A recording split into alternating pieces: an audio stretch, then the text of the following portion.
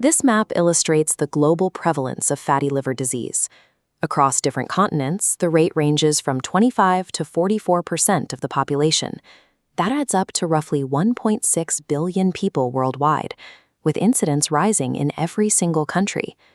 For 40 years, the medical community universally referred to this condition as NAFLD, or non-alcoholic fatty liver disease.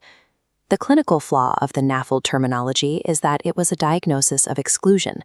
It defined the disease by what it was not, specifically alcohol-associated, rather than addressing the biological mechanisms causing the liver damage.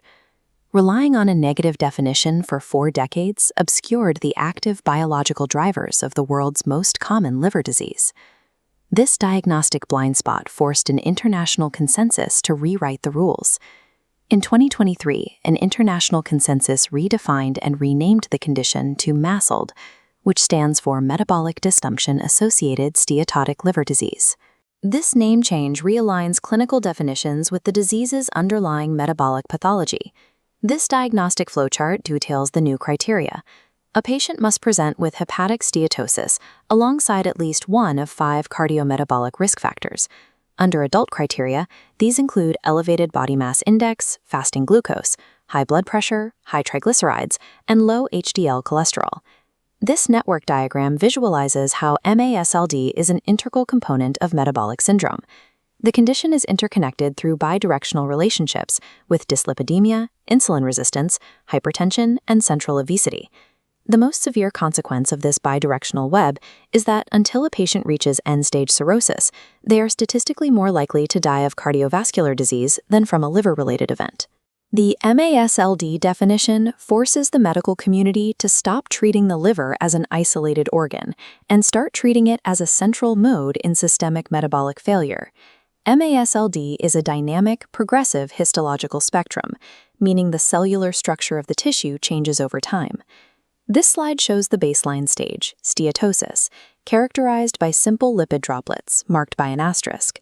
This can progress to MASH, introducing cellular injury and inflammation. While MASH is reversible, crossing into fibrosis and cirrhosis causes permanent collagen scarring, making the damage irreversible. The clinical mandate is identifying the subpopulation that has what is known as at-risk MASH. This is defined by active inflammation combined with stage 2 or higher fibrosis. This diagram visualizes the nested prevalence of these conditions. Only about 10% of the total MASLD patient cohort falls into this severe at-risk MASH category. Accurately staging this histological progression dictates interventions, but isolating that specific 10% subpopulation is where traditional medical imaging fails. Steatosis is frequently discovered as an incidental finding during a routine abdominal ultrasound or CT scan. This grid contrasts a normal liver with varying fatty liver severities. Fat droplets scatter the ultrasound beam, causing a bright appearance. However, this signal is purely qualitative, subjective to the operator, and fails to distinguish between mild and severe fat fractions. This axial CT image demonstrates a similar problem, comparing liver attenuation at 20.7 Hounsfield units to the spleen at 43.6. CT relies on comparing these radiodensity measurements to estimate fat content, but this qualitative comparison is easily confounded by outside factors, like iron deposition. The most dangerous limitation of both conventional ultrasound and CT is that they are virtually blind to early-stage fibrosis, which is the single most important prognostic factor for mortality. Relying on qualitative, subjective imaging creates an illusion of surveillance. It leaves at-risk MASH patients completely unquantified and undiagnosed. The clinical challenge is finding the specific at-risk MASH patients hidden within the larger population without subjecting millions to invasive and dangerous liver biopsies.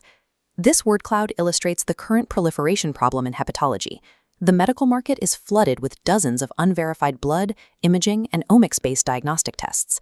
Omics refers to the collective study of biological molecules like DNA, proteins, and metabolites. To cut through this noise, clinicians now use a tiered triage system adopted by hepatology guidelines. This flowchart details the first tier of the system, the FIB-4 index.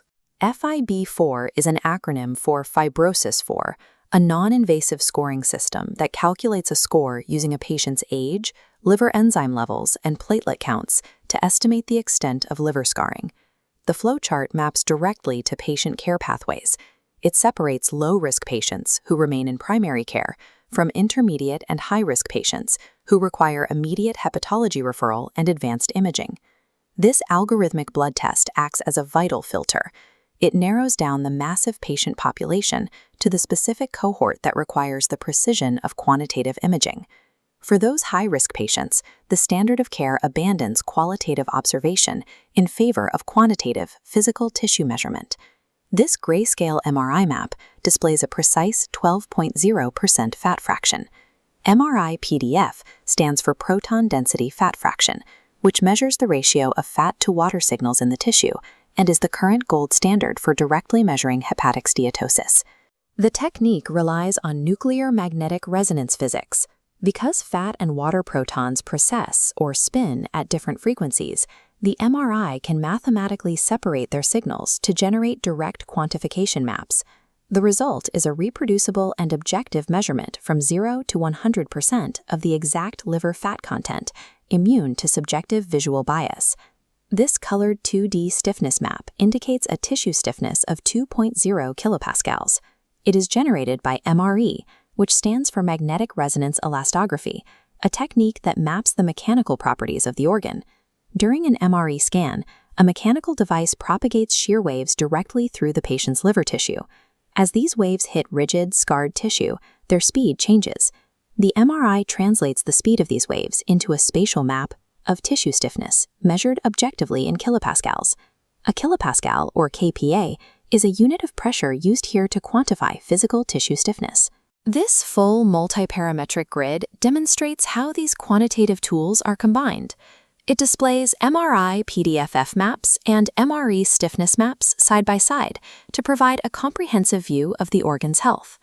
This multiparametric data allows clinicians to track structural changes in disease severity over time or precisely monitor a patient's response to new pharmaceutical treatments. By abandoning legacy exclusionary labels and subjective imaging and embracing strict cardiometabolic criteria, paired with quantitative tissue physics, medicine possesses the tools to locate, measure, and treat the MASLD crisis at scale.